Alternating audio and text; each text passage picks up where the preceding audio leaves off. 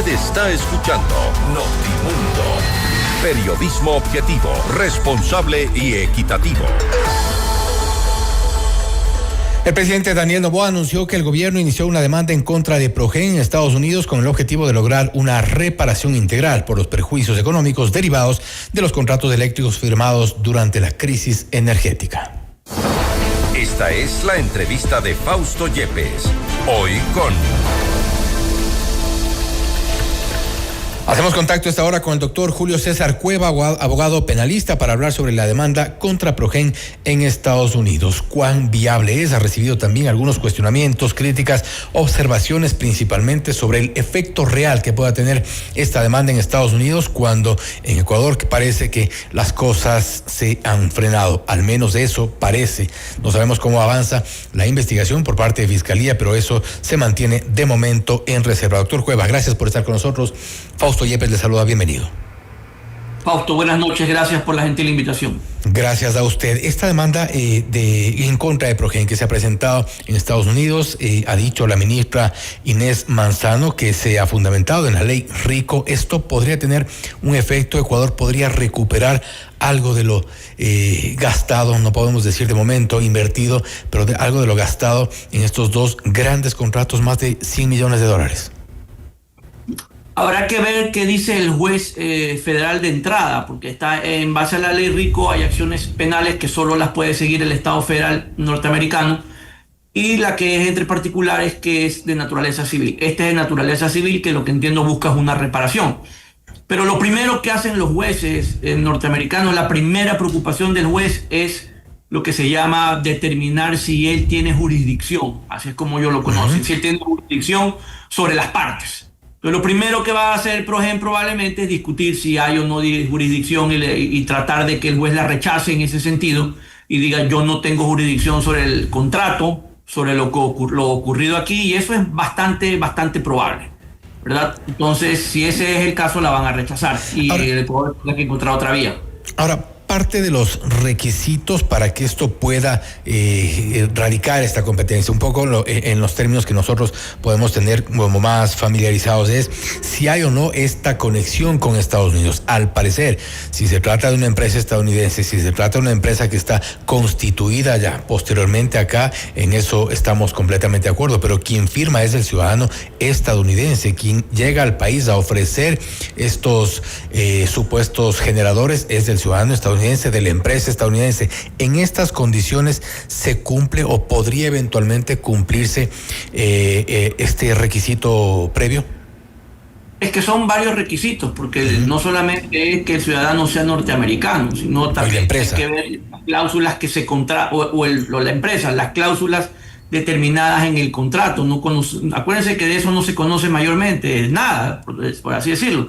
Habrá que ver qué establece el contrato sobre esa jurisdicción o sobre esa competencia, y eso es algo que el juez va a analizar. Ahora, la ley RICO requiere continuidad, ¿okay? Entonces es una de las causales más importantes que hay que determinar, continuidad en las acciones de aquella que se demanda.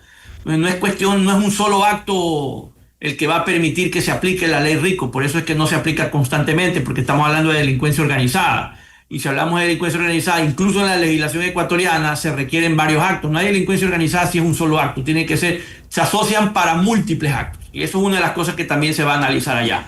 Si esto tiene una especie hay continuidad en los actos que el Estado ecuatoriano demanda. En cuanto a la continuidad, ¿qué tanto podría servir elementos, por ejemplo, el hecho de que se le haya pagado a esta empresa de Estados Unidos y ese dinero haya sido distribuido de una u otra manera? Hemos sabido cierta información extraoficial, por ejemplo, en compra de viviendas, mansiones en Miami, otro tipo de gastos en Estados Unidos, no única y exclusivamente ni de la empresa, ni única y exclusivamente del representante o el presidente de la empresa, porque son dos personas que están al frente de Progen en Estados Unidos. ¿Esto podría de alguna forma encaminarse o encasillarse en este otro de los requisitos que tiene para fundamentar en la ley RICO?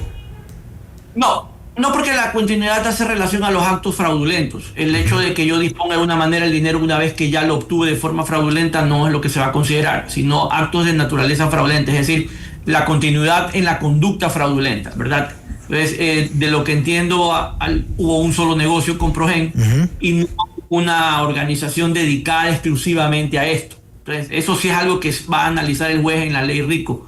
No es tan sencillo. Y lo conozco porque normalmente la ley RICO se le aplican a organismos de delincuencia organizada, de tráfico de drogas, o sea, cuando se organizan para crear figuras específicamente para de forma continuada cometer infracciones. Probablemente no sea el caso de Progen, y es una de las cosas que el juez también va a analizar para determinar si la ley es aplicable, porque esa también es otra. Bueno, no solo va a analizar si él tiene jurisdicción en cuanto al contrato o a las partes, sino también va a analizar este otro aspecto, si esta norma invocada en la demanda es la norma aplicable al caso. Ahora hemos revisado la viabilidad jurídica que puede argumentarse o que podría eventualmente haber sido pensada en el contexto de esta demanda contra Progen en Estados Unidos. Lo que no permite, lo que no aplica dentro de la ley RICO, por ejemplo, es demandar por hechos internos de otro país. Y ahí un poco quizá entramos en uno de los primeros conflictos o uno de los primeros problemas a la hora de tener alguna expectativa respecto de esta demanda, porque esto parece ser un tema Ecuador-Progen. Creería yo que sí, pero creo que lo más importante es por qué no se le explicó al país primero, por qué se escogió la jurisdicción norteamericana y por qué la ecuatoriana no era la viable. Seguramente porque la ecuatoriana está ya en camino. Se presentó una denuncia por estafa hace varios meses. Entendemos que eso está todavía en investigación. Hay más de una veintena de investigados en este proceso, pues, y habrá que ver qué dice la fiscalía más adelante.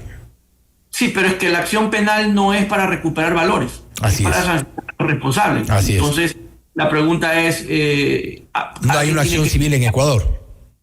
¿Por qué no hay una acción? ¿Por qué no era conveniente en el Ecuador? Porque era lo que había que hacer. Porque, ojo, yo puedo ejecutar una sentencia ecuatoriana en otro estado, así como se pueden ejecutar sentencias de otro estado en el Ecuador. De tal manera que creería que, y empiezo yo por el abogado del Estado, porque el que defiende los intereses del Estado es el procurador. ¿Dónde está el procurador? ¿Por qué el procurador no ha salido a explicarle al país como abogado del Estado por qué se ha hecho esto y por qué no se podía hacer aquí, sino que ha salido el gobierno? Que en realidad, cuando en realidad ha sido el abogado del Estado el que ha debido explicarle a la ciudadanía cuáles son las medidas que se han tomado y por qué han sido estas y no han sido otras. Y por qué ahora. Y estoy queriendo un poco interpretar también lo que se ha leído mucho en redes sociales a raíz de esta demanda. También otra de las razones quizá por la que se hace en Estados Unidos y no en Ecuador es porque acá no habrá mucho que recuperar. ¿Qué hacemos con los generadores usados? ¿Qué hacemos con oficinas que no son apenas rentadas o fueron rentadas por Progen? ¿Qué hacemos con una posibilidad de recuperación mínima, casi nula? Bueno, es que las sentencias sí pueden ejecutarse en el extranjero. Nosotros tenemos regulación que permite que aquí se convalide, si cabe la expresión, ¿verdad? En nuestras cortes, sentencias extranjeras para ser ejecutadas aquí, nosotros también podemos solicitar la ejecución de sentencias en el Ecuador. Pero ¿cuál es la experiencia que tiene Ecuador de haber recuperado algo afuera? Ya vimos lo que pasó en su momento con todos los escándalos de corrupción de Petroecuador, por ejemplo, durante los 10 años de Revolución Ciudadana. No hemos recuperado, que yo recuerde, nos llegamos a 6 millones por ahí de alguna cuenta del exgerente de Petroecuador, Alex Bravo. No llegamos ni siquiera a la totalidad. En los casos Las Torres, en los casos de Poli, no hemos recuperado un solo dólar. La pregunta es, ¿cuándo demandó el Estado? Porque yo no recuerdo, no sé si usted recuerda, Fausto, cuando el Estado nos dijo, señores, hemos... Por eso estoy queriendo ver si es que encuentro algún precedente que nos pueda dar alguna luz de esperanza en esto. No es que, ojo, entonces aquí hay que distinguir una cosa, Fausto. Una cosa es que no se pueda y otra cosa es que no se haya intentado. Porque, por ejemplo, en el caso del señor Poli, hay harta plata botada ahí. Y no que yo sepa, el Estado no pareciera decir, oiga, por si acaso esa plata es mía, se la llevaron de aquí. Y sino que el Estado en los casos de Petroecuador también, en los casos de Seguro Sucre también, la plata se quedó allá. Exactamente, la pregunta es en qué momento el Estado ha comparecido a demandar o ante el juez a decir, por si acaso vengo como tercero a que por favor me devuelvan esa parte o vamos a media. Pero entonces una cosa es no poder y otra cosa es no haberlo intentado. Entonces, si usted no lo intenta, no va a obtener nunca un resultado. ¿Y entonces ahí volvemos a la responsabilidad del Procurador General del Estado? es el abogado del Estado, es el que tiene que estar pendiente, así como ha tenido éxito, de lo cual pues creo que todos estamos contentos en las demandas que el Ecuador ha tenido. Habría que preguntar si es que el Ecuador ha iniciado demandas para recuperar recursos, porque eso también es algo que hay que hacer. No solo evitar tener que erogar recursos cuando perdemos, sino también tratar de recuperar recursos cuando ganamos, o cuando en el extranjero se han detectado recursos que son del Estado ecuatoriano, producto de la corrupción. Dicho todo esto y para ponerlo un poco más en blanco y negro, quizá para aterrizar ya en el plano jurídico real y en las expectativas reales que podemos tener los ecuatorianos eventualmente de recuperar algo, esta demanda en contra de Progen, ¿eso no viable? ¿Eso no posible? ¿Eso no real? Yo creería que en cuanto a que es posible demandar en el extranjero, es real. En cuanto a su viabilidad, yo creería que hay que esperar a ver qué dice el juez respecto de si él considera que tiene o no. Hay criterios distintos allí. Jurisdicción respecto de las partes, y eso es algo que, aunque parezca mentira, a veces uno piensa que sí y realmente no. Pero en cuanto a que se puede demandar al extranjero, sí. Si es o no viable, creo que hay que esperar que el juez resuelva si él se considera competente y tiene jurisdicción sobre las partes, y si considera además que la ley RICO es la ley aplicable. También esa es otra situación que hay que tomar en cuenta. ¿Cree usted que en paralelo deberían emprenderse nuevas o distintas acciones en el Ecuador? Sí, claro, por supuesto. Si es viable, hay que hacerlo, porque además de la acción penal, que no es para recuperar valores, hay que tratar de recuperar lo que se tenga, porque en un momento dado esa sentencia, bien llevada, puede ser ejecutada en el extranjero. La pregunta es, ¿somos capaces de llevar bien una causa para que no nos pase lo que ocurrió con Chevron? Esa es la pregunta. La otra pregunta es, ¿cuánto tiempo nos tomará esto? Bueno, ojo, la jurisdicción norteamericana no es tan rápido como la gente piensa. Por ejemplo, aquí en el Ecuador citar a alguien es bastante rápido comparado con una citación en el extranjero, en los Estados Unidos. Lo que ocurre es que nosotros nos enteramos cuando ya está todo ejecutado, pero yo sí conozco lo que son las leyes federales porque las he estudiado, y si hay que citar y llevar a cabo las demandas no es tan rápido como la gente piensa. Esto no va a ser una cosa de que en 6 meses va a estar resuelto. No funciona así. Le doy un ejemplo en materia penal. Nosotros vimos ya el resultado cuando le cayeron al señor Pollins, por ejemplo, pero esa investigación tomó 5 años. Así es. Y también tomó 5 años. Lo que ocurre es que nosotros vemos y pensamos que fue ayer, pero no, eso oculto estuvo 5 años en investigación. En materia civil muchas veces demora hasta más, por eso es que la gente prefiere llegar a acuerdos, porque la justicia no es tan célere como la gente piensa en los Estados Unidos. Y en este contexto, yo sé que no es su ámbito de acción ni expertise, pero en este contexto lo que debería ocurrir quizá es ¿qué vamos a hacer con todos los generadores del Salitral, de Quevedo? Bueno, otro tema también que está ya en camino seguramente es lo de ATM, que es un cementerio de generadores en Esmeraldas. ¿Qué hacemos con todos esos generadores? Ya el país puede coger eso, tomar eso y ver alguna forma de ponerlos a funcionar. ¿Es ya posible que legalmente los use el SELEC, por ejemplo? Entiendo que tecnológicamente no sirven. Es decir, no que usted los puede poner a funcionar porque uno de los problemas era pero que seguramente no reparándolos o adecuándolos, haciendo algún tipo de... algunos funcionarán. Entiendo que no son compatibles, pero más allá de eso, más allá de la parte práctica, yo le contesto de mi experiencia. Todos esos equipos son evidencia.